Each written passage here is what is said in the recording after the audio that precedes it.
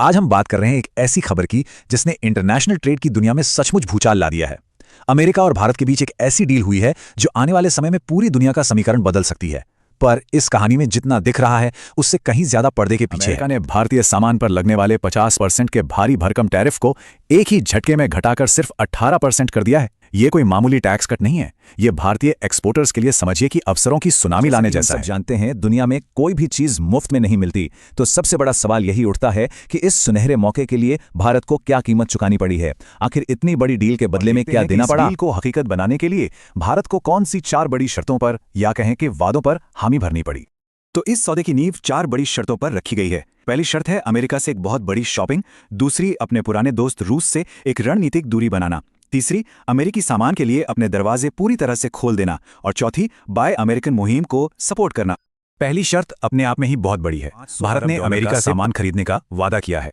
इसमें गैस है, कोयला है, एडवांस टेक्नोलॉजी है और हाँ, रक्षा उपकरण भी शामिल हैं। ये रकम इतनी बड़ी है कि ये न सिर्फ अमेरिकी इकोनॉमी को बूस्ट देगी बल्कि दोनों देशों के बीच व्यापार के रिश्तों को हमेशा के लिए बदल कर रख देगी। अब आती है सबसे बड़ी और शायद सबसे मुश्किल जियोपॉलिटिकल शर्त।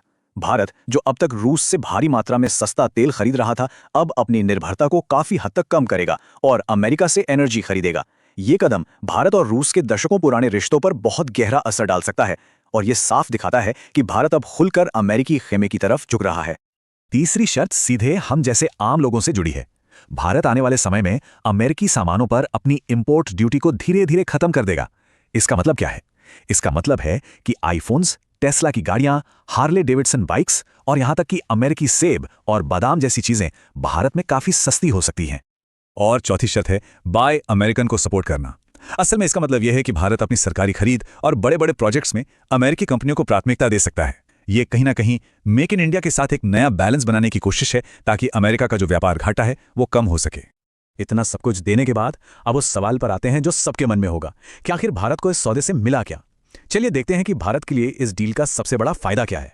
यहीं पर असली खेल शुरू होता है। देखिए, जहां एक तरफ अमेरिका में चीन के सामान पर 60% तक का भारी टैक्स लगता है, वहीं अब भारत के सामान पर लगेगा सिर्फ 18%।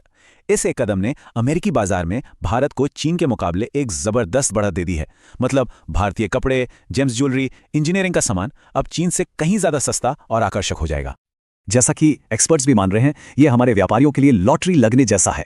ये उनके लिए अमेरिकी बाजार के वो दरवाजे खोल रहा है जो अब तक चीन के दबदबे की वजह से लगभग बंद ही थी। लेकिन ये कहानी सिर्फ टैक्स और पैसों की नहीं है। इस ट्रेड डील के पीछे एक बहुत बड़ी और गहरी ग्लोबल स्ट्रैटेजी काम कर रही है। तो अंदर की बात यह है कि भारत दुनिया की अगली फैक्ट्री बनने की तैयारी कर रहा है। कम टैक्स और अमेरिकी समर्थन के साथ अब बड़ी बड़ी मल्टीनेशनल कंपनियां चीन की जगह भारत को अपनी सप्लाई चेन का नया सेंटर बना सकती हैं। भारत खुद को एक भरोसेमंद और मजबूत विकल्प के तौर पर पेश कर रहा है। तो आखिरी और सबसे बड़ा सवाल यही है, क्या भारत और अमेरिका के बीच हुआ यह सौदा उस दिशा में पहला और सबसे मजबूत कदम है जो भारत को दुनिया का अगला मैन्युफैक्चरिंग हब बना सकता है? इसका जवाब तो खैर आने वाला वक्त ही देगा।